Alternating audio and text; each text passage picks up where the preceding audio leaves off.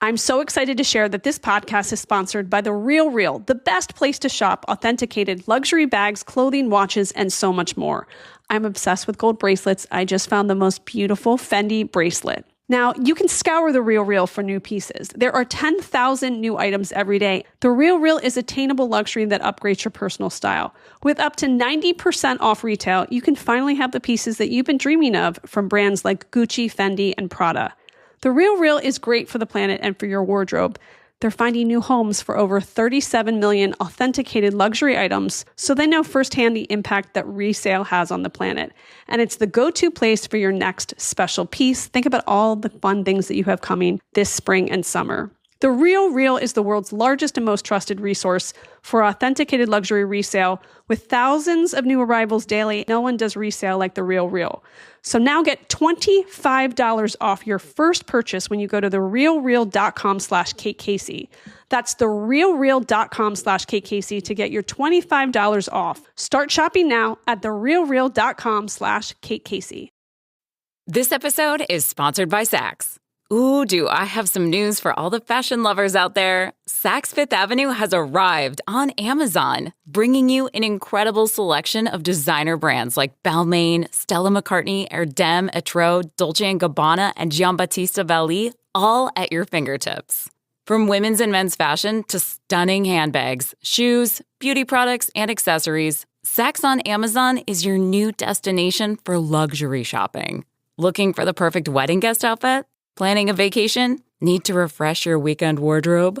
Saks' expertly curated edits have got you covered. Experience the ease of shopping premier luxury brands through Amazon's seamless personalized platform. Get the Saks designer brands you love delivered just like that, new on Amazon. The amazing Kate Casey. Welcome back for another episode of Reality Life with Kate Casey, and welcome back for this very special Saturday series episode. I'm diving into a story today that is both heartbreaking and inspiring. It's a story that underscores the importance of never turning away from the faces of missing children that we see on websites, in the news, or on flyers in our communities. I'm talking about Steve Carter, a man through sheer coincidence stumbled upon a missing children's website and discovered that he had been kidnapped as a child. The cases of missing children often fade into the background, pushed aside by the constant stream of news. But today I want to remind you just how vital it is to keep these stories alive. Because for every case, there's a family, there's a child, and there's hope. And by talking about these cases, by keeping them in the public eye, we can help find answers, provide healing, and give children and their families the chance they deserve to reunite. And this story is also about quiet heroes, those who keep the search alive, and the power of technology and awareness in making a difference. Steve Carter discovered he'd been kidnapped as a child after coming across a missing children's website while browsing online. At the time, he was 35 years old, living in Philadelphia, and had been adopted from an orphanage in Honolulu, Hawaii, at age 4. Although he'd always known that he was adopted, he had little information about his biological family. In early 2011, he read about Carlina White, a woman who had been abducted as a baby and later discovered her own missing child photo online. Inspired by her story, he visited missingkids.com and searched for missing children in Hawaii, and there he found an age progression image of a baby boy who looked strikingly similar to him. The image was of Marx Panama Moriarty Barnes, who had been reported missing in 1977 at 6 months old. And the similarities in appearance and birth details prompted him to contact the Honolulu Police Department. A DNA test confirmed that he was indeed Marx, and he learned that his biological mother, Charlotte, had taken him for a walk in June of 1977 and never returned. His father had reported him missing, but the case remained unsolved for decades. He was placed in foster care and later adopted. The discovery led to a reunion with his father and half-sister, and while the circumstances of his abduction remain unclear, he expressed a desire to understand what happened and to reconnect with his birth mother, though she has never been located. His story highlights the power of online resources in solving long-standing mysteries and underscores the importance of organizations like the National Center for Missing and Exploited Children in reuniting families. Now, during the summer between my junior and senior years of college, part of my internship involved working with the National Center for Missing and Exploited Children. I assisted in drafting and distributing press releases about missing kids to regional media outlets on behalf of members of Congress. The center plays a vital role in locating missing children, with over 426,000 missing children that have been recovered since the organization's inception. In 2023 alone, they insisted in resolving over 25,000 of the over 28,000 missing children cases reported. That means they've achieved an 88% recovery rate for that year.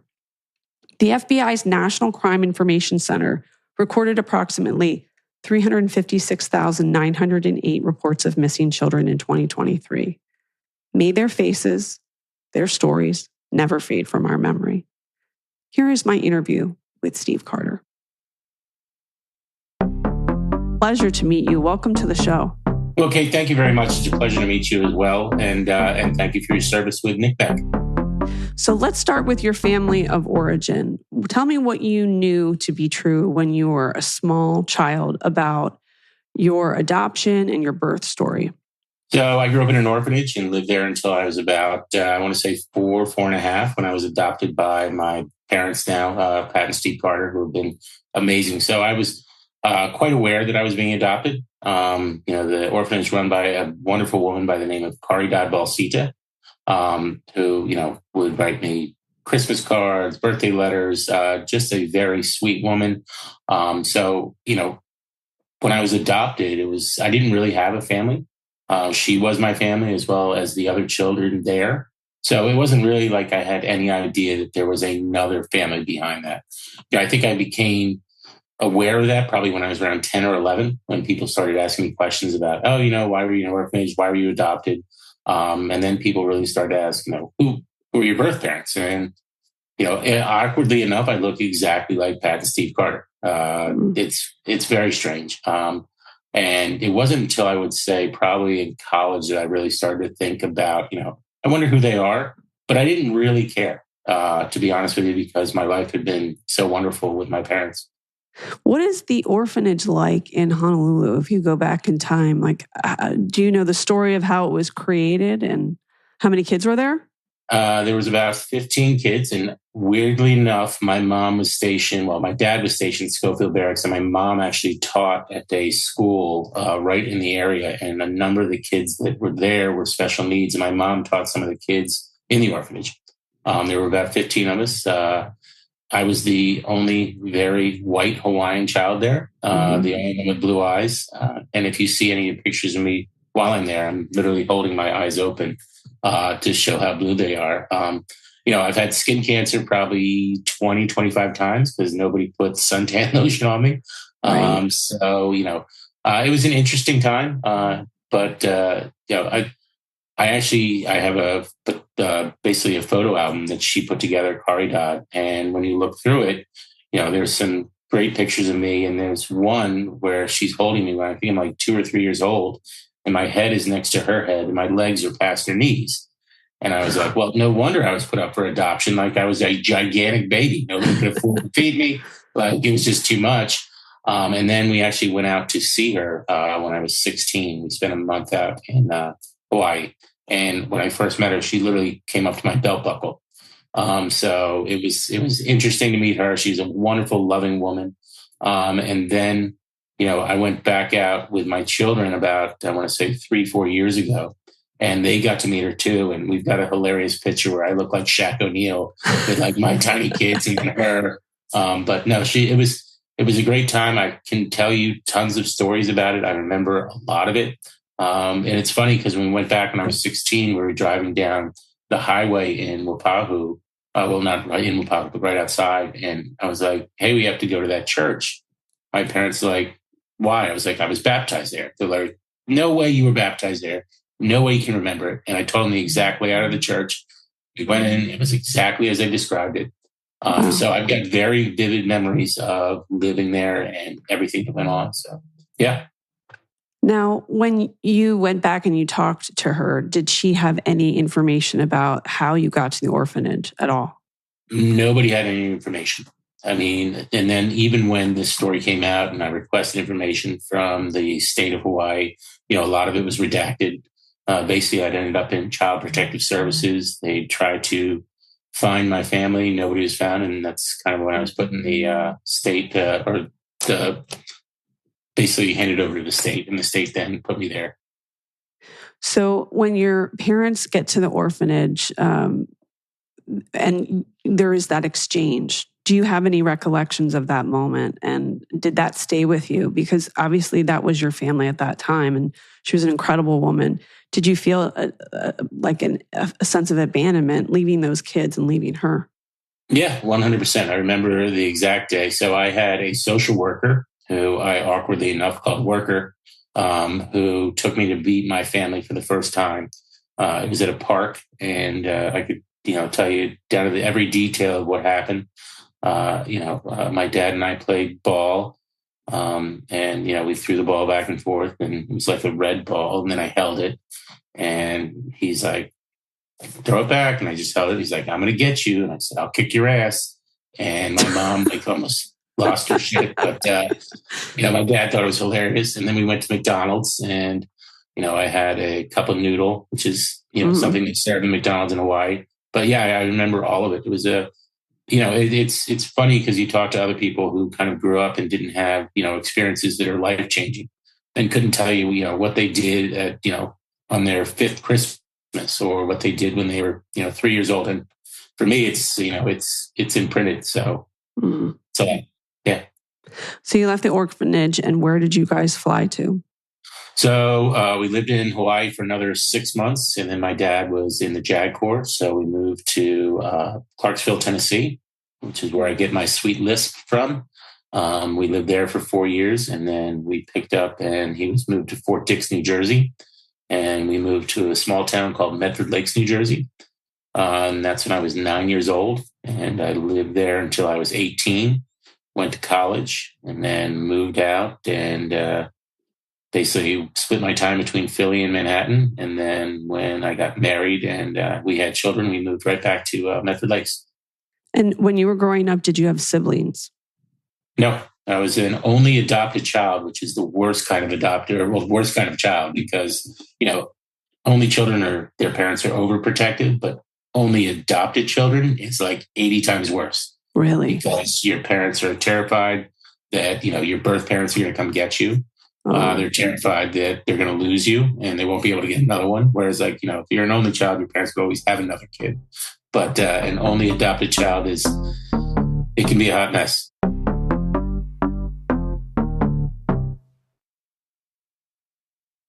So I'm one of those moms now who has a daughter that loves to wear her clothes as well. That's why I love to shop at Revolve, because my daughter and I can both find great stuff.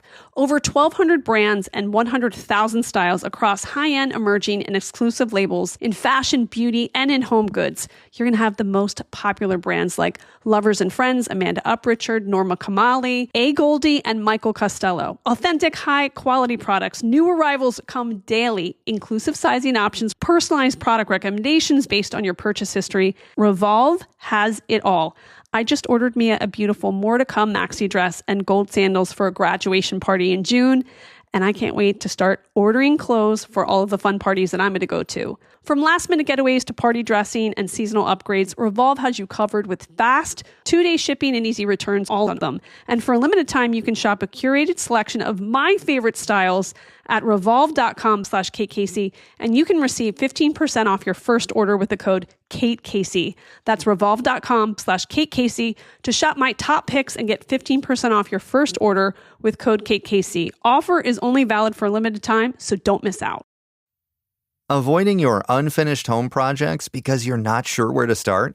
Thumbtack knows homes, so you don't have to. Don't know the difference between matte paint finish and satin? Or what that clunking sound from your dryer is? With Thumbtack, you don't have to be a home pro. You just have to hire one. You can hire top-rated pros, see price estimates, and read reviews all on the app. Download Thumbtack today.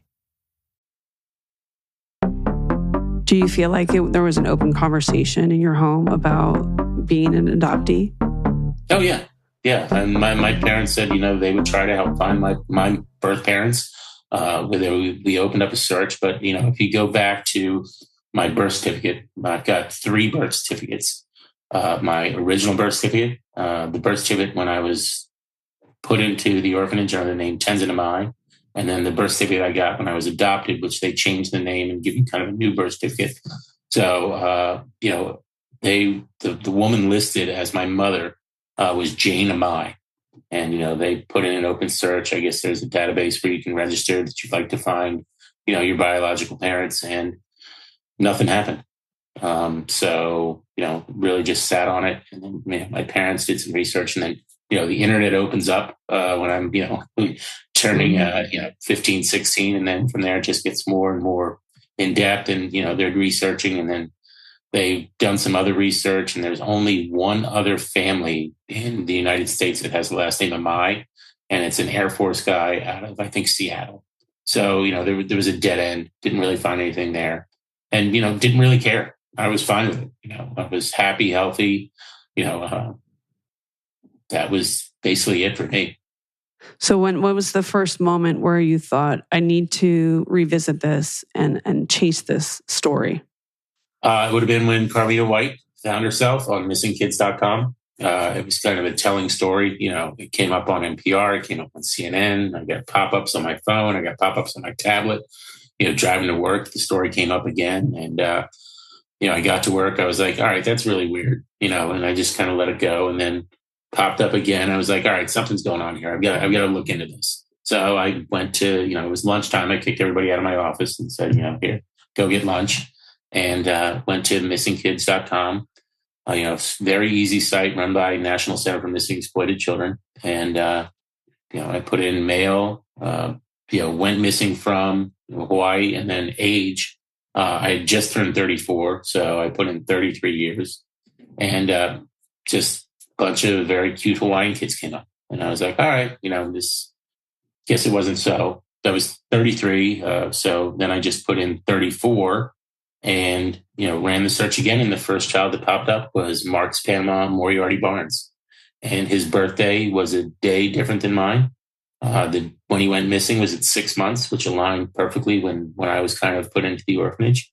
And it just kind of all fell into place. The picture actually looks, amazingly like me for a recreation of what I guess a picture of me at 3 months old, and then a combination of both my parents together. So again, that's the work the National Center does. They're able to kind of combine the traits from the parents to, make these, age progression photos, which are, photorealistic. And I think my only complaint was they gave me a mullet and a flannel shirt. And I was like, it's Hawaii. Come on. Right. Give me a break.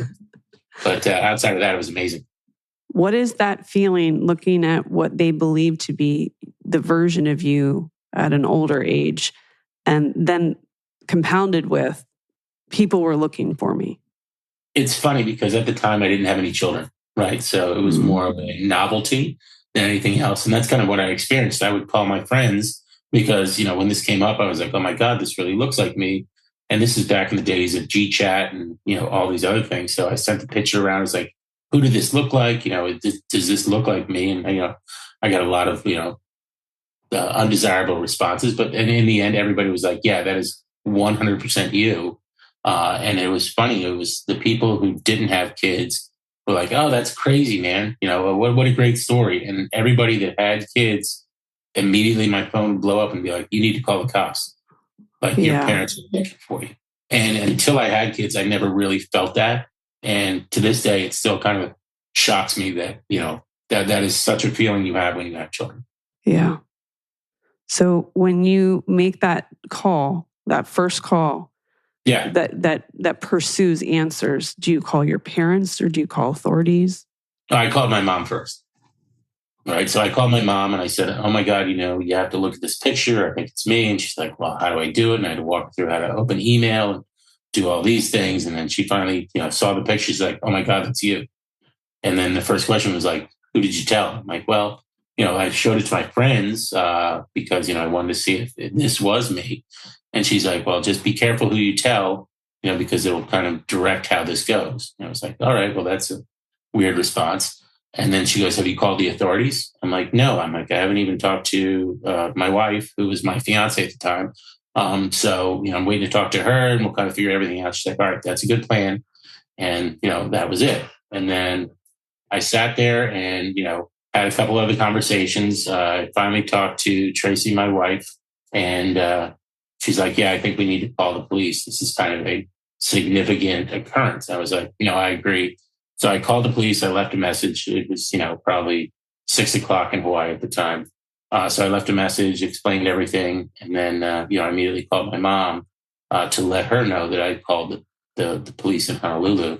And she's like, all right, good. We called them too. And we sent all your adoption records over already. And they have everything on you. I was like, oh, really? Like, you're just going to run with this story too? So no, it was probably a good week or two before I heard back from anybody at the Honolulu Police Department. Why do you think her reaction was what it was when you first told her? I think she felt because he had been kidnapped. Well, I had been kidnapped. It's weird because it's kind of a weird split between Marx and myself. That she wanted to make sure that I knew that they had done everything above board. That there was nothing going on that was suspect of them doing anything nefarious. Wow. So when you get the first call back from them and they start asking questions, does it feel like it's real? Does it feel surreal? Not really, because it goes on for a number, I want to say, weeks before anything really happens. So, I talked to the officer and they're like, oh yeah, great. It seems like a lot of kids on the East Coast are going missing. And with that, I waited probably another month or two before I got a call back saying, all right, hey, we need you to go to the state police and give a DNA sample. So I go to the state police, I give a DNA sample, and then it's another 6 months before I hear anything. And what I come to find out is they had suspected that Mark Barnes's brother's son was actually me and was living in, I want to say, Iowa or Idaho at the time. And that's who they suspected was Marx Panama. So with that, they didn't really look into anything regarding me. And then as soon as they did the DNA test and it was a match, they want to get all their ducks in a row before, they met with me. Because, I got a letter from the Attorney General of Hawaii saying, we're very sorry about this. This was, a miscarriage of justice. Because Mark was investigated multiple times for homicide, had his backyard dug up. It was kind of an albatross around his neck for the rest of his life that he had murdered, his son and his wife. Wow. Yeah. So how long before you go and meet anyone associated with this story? So everything comes out, I want to say it was probably a year before I met my sister on my mom's side, Jen. And then it would be another 10 years until I met my sister on my dad's side, Madeline. And then since then, I've met the entire kind of Barnes side of the family. I've been in contact with the Monheimer side of the family on and off. My Uncle Bill on my mother's side, we communicate via, Christmas cards, stuff like that. Jenny and I talk every once in a while. The Barnes side, I'd say Madeline, who is, I want to say, probably 20 years younger than me. We talk probably maybe once every other month. And then, so it's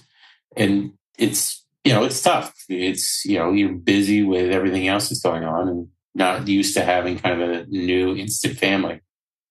And when they met you, did they see an instant physical connection, but did they also feel an emotional connection? Yeah. If you're reunited with someone, is there this undeniable emotional connection, something that just clicks? It's weird because it is for them, but for me, because I never knew either parent. Yeah. Like when I met Madeline, we met in Jersey City. She was up there visiting a friend. We met and she was like, oh my God, you look just like him. Now, granted, you gotta realize that Mark was 6'5" and I'm like 5'11" in heels. So it's, Hawaii in the 70s was a much different place. People were doing a lot of, extracurricular activities. So, if everything were even, I should probably be 6'3", 6'4", but, I'm 5'10" on a good day. So, I'm a smaller, compact version of Mark. That must have been so trippy for them. Yeah, very much so. I mean, so I went up there to Willits, California to spread his ashes, I want to say maybe a year ago. And the entire family was like, oh my God, they just couldn't stop looking. Wow. What's that like when everyone's looking at you and they're having this visceral reaction and you feel like a slight disconnect from that? It's very intimidating. Yeah. And it's very, I would say, awkward. They come from a good place and that you're kind of healing a wound.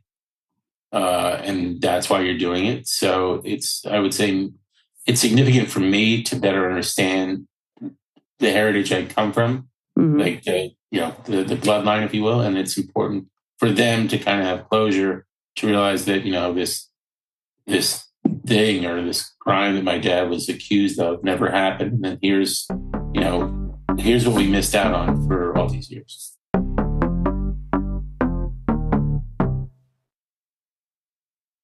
Craving your next action-packed adventure? Audible delivers thrills of every kind on your command, like Project Hail Mary by Andy Weir, where a lone astronaut must save humanity from extinction, narrated with stunning intensity by Ray Porter. From electrifying suspense and daring quest to spine-tingling horror and romance in far-off realms, unleash your adventurous side with gripping titles that'll keep you guessing. Discover exclusive Audible originals, hotly anticipated new releases, and must-listen bestsellers that hook you from the first minute. Because Audible knows there's no greater thrill than the one that speaks to you. Discover what lies beyond the edge of your seat. Start your free 30-day trial at audible.com/WonderyUS. That's audible.com/WonderyUS. If you're into sneakers, streetwear, or just keeping your style sharp, you've got to check out JD. They're a global sports fashion retailer with over 300 stores across the U.S., and they carry the best of the best. Nike, Jordan, New Balance, Adidas, and more. Whether you're chasing the latest drop or need a solid everyday look, JD makes it easy to shop it all in one spot. They stay tapped into what's trending, so you don't have to. Check them out at jdsports.com. That's jdsports.com, and upgrade your game. What do you know now to be true of your story as a 6-month-old boy? So, I lived in Hau'ula in a house right on the North Shore, which has become famous twice. Once for my story, and then once when Dog the Bounty Hunter kicked in the door to break up a bunch of meth heads. Oh, which is, it's a great backstory. Basically, my mom takes me for a walk. We go to the bus stop, and then we disappear. Like, my stroller's found there. And when we were in Hawaii last, we actually went and saw the bus stop. I sat down, Trace took a picture. But my stroller was found there. We're missing. My dad doesn't report us missing for 2 weeks. Why? I guess my mom was known for her just, her random escapades. So he thought Charlotte went back to the mainland and just, went back to her ex-husband, and her other daughter, her daughter. And that was it. So then it kind of picks up where Tenzin's story starts, which is Tenzin is found with a woman in Honolulu in a house. The police are called. They bring her in. She's in a manic state. They've got a crying, underfed baby. They go to the hospital. The baby's put in Child Protective Services. Now, granted, nobody knows if this is Charlotte or not. So the woman is put in psychiatric care. Child is put in Child Protective Services under the name Tenzin Amai, with a birthday 1 day behind, and listed as a native Hawaiian. And from there on, that's where Tenzin becomes William Stevens Tenzin Carter. So awkwardly enough, my wife figured out that LL Bean totes, you can have 10 letters on them. So she got me one that says Marx Panama Moriarty Barnes, Tenzin I, William Stevens Tenzin Carter. So I've got a 10-letter tote, which is fun. No, and that's where it begins. But the funny thing is, you can obviously tell I'm not a native Hawaiian. I went to the Social Security office because I was kind of terrified that, I'm pretty sure that Marx had his own Social Security number. And I was like, the last thing I want is this story to come out and people to think, there's an open Social Security number. If I just do some digging, I can find it. So I went to Social Security office here in Cherry Hill, New Jersey, and, provided them with my information and, said, hey, I've got some questions. And, there's a counter where everybody goes and they open the back door and they're like, William? I was like, oh, yeah, we're going backstage. So went back and literally sat down and walked through this whole scenario with this woman. And I was like, all right, so I need to find out if Marx Panama has a Social Security number. And she's like, why? I'm like, well, because it's me. She's like, it's not you.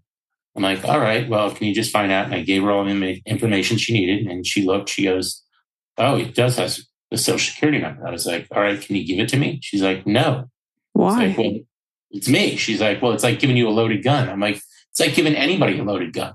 I'm like, I need it to protect it. She goes, no, I can't give it to you. I'm like, all right, so how about this? I'm like, how about we just kill him off?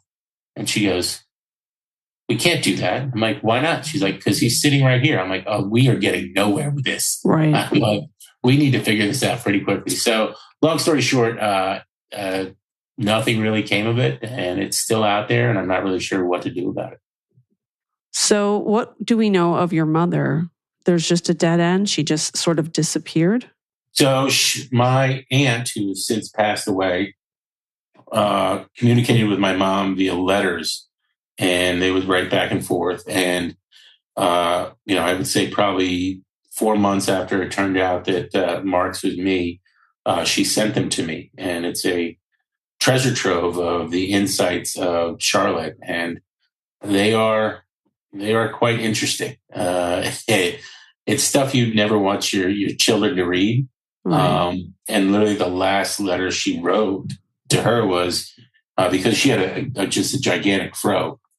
She was like, hey, if I shaved my head, nobody would ever recognize me. I don't want to be a mom anymore. I'm not a good mom. I have to go.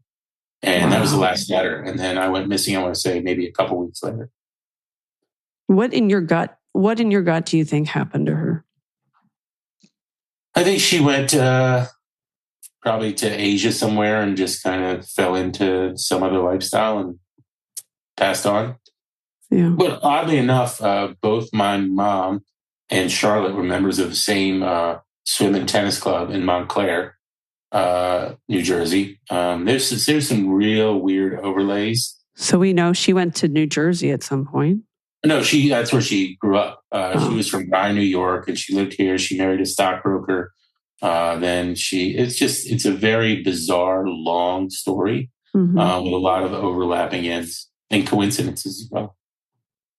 So if you're to look back at the little boy that disappeared, can you only imagine what your life would have been like if you had my God, there for your life? It would have been much different. Yeah. I am blessed that I am where I am. And it's funny because, when this first started, I told my mom, I'm like, yeah, kids like me just slip through the cracks. And she's like, you slipped up through the cracks. She's like, you're doing a lot better. And I was like, yeah, you're kind of right. So, no, I'm in a much better place than I would have been had, I stayed there. I think they were just two young people trying to figure it out in a tumultuous time in, an area that was almost kind of like a commune, if you will. And I think, it was in the North Shore of Hawaii, which in the late 70s was the Wild Wild West, if you will. When you go back with your kids, do you feel a connection to Hawaii? Like an emotional, deep cellular level? I do. I don't think it has it for me because last time we went back, the day before, Maui had the most amount of rain in 24 hours ever in the world. Mauna Lea was snowed in. And while I was there, the volcano started to erupt. And it was like, you need to leave. Yeah. But no, I do. I miss Hawaii a lot. Now, I can't help but notice that you named one of your daughters the same name. Had no idea. No idea? Didn't even know. Wow. Didn't even know. Yeah. What did that feel like when the realization that you had named your daughter the same name as sister? That my dad had named his daughter. Very interesting. I mean, there's little quirks like that all the time. But yeah, very interesting. Wow. But yeah, that was a total coincidence. Were there people along the way that were the light holders that made this story end up a success? That you were raised by this wonderful couple and that you're at a place in your life where you have such great introspection and empathy for your birth parents. Who were the people that along the way helped with this?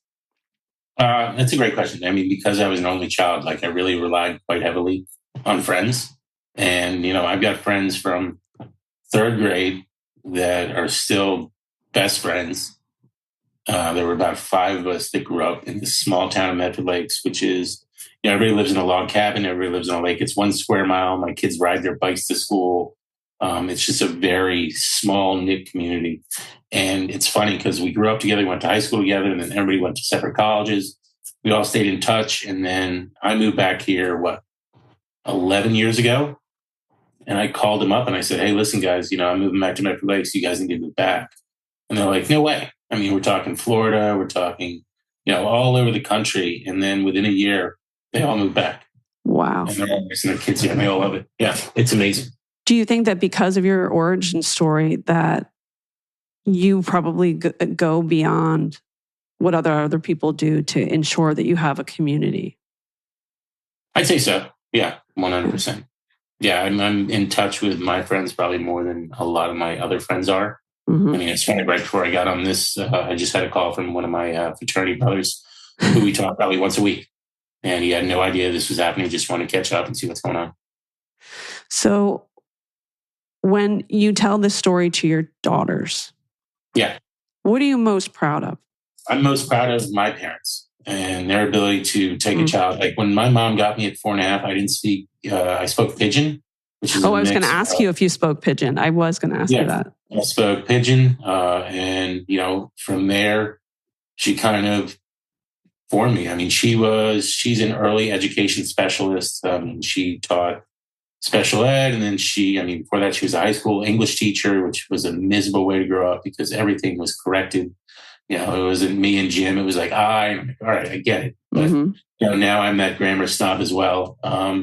And my dad was in the military. So it was a very strict household, but very loving. I mean, very, very loving.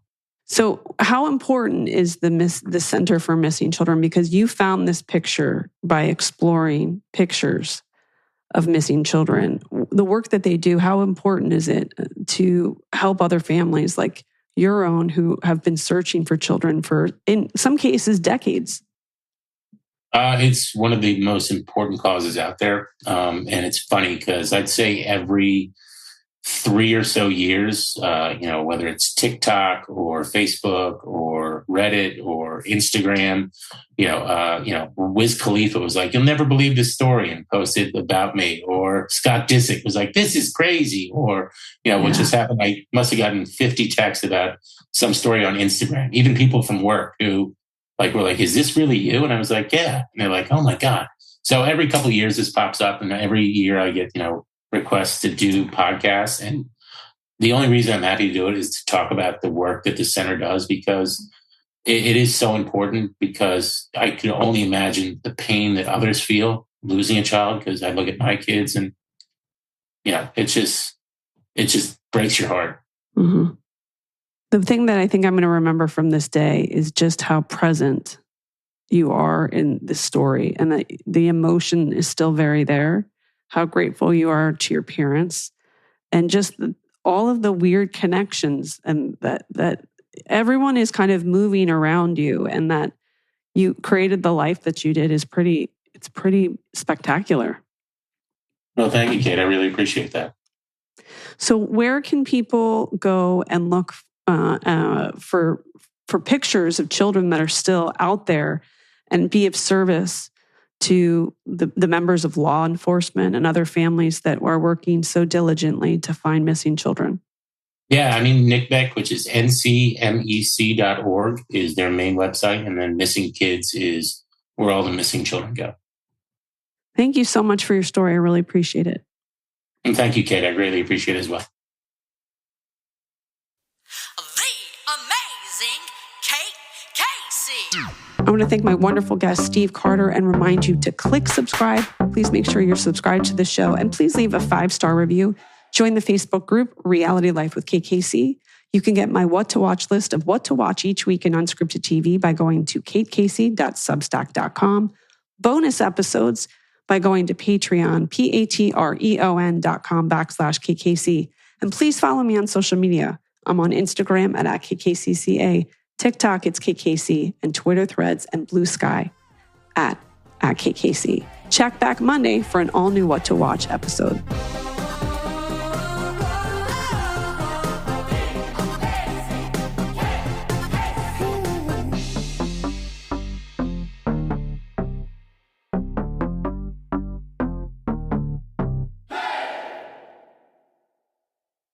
As a contractor for the NSA, Edward Snowden had access to a range of top-secret government programs. But as he learned more about these clandestine operations, he came to understand a devastating secret. The government was conducting mass surveillance on its own citizens. Hi, I'm Lindsey Graham, the host of Wondery's show, American Scandal. We bring to life some of the biggest controversies in U.S. history: presidential lies, environmental disasters, corporate fraud. In our latest series, whistleblower Edward Snowden changes the national conversation about privacy on the internet as he risks his own freedom and his family's well-being. Follow American Scandal on the Wondery app or wherever you get your podcasts. Listen to all episodes ad-free and be the first to binge the newest season only on Wondery Plus. You can join Wondery Plus in the Wondery app, Apple Podcasts, or Spotify. Start your free trial today.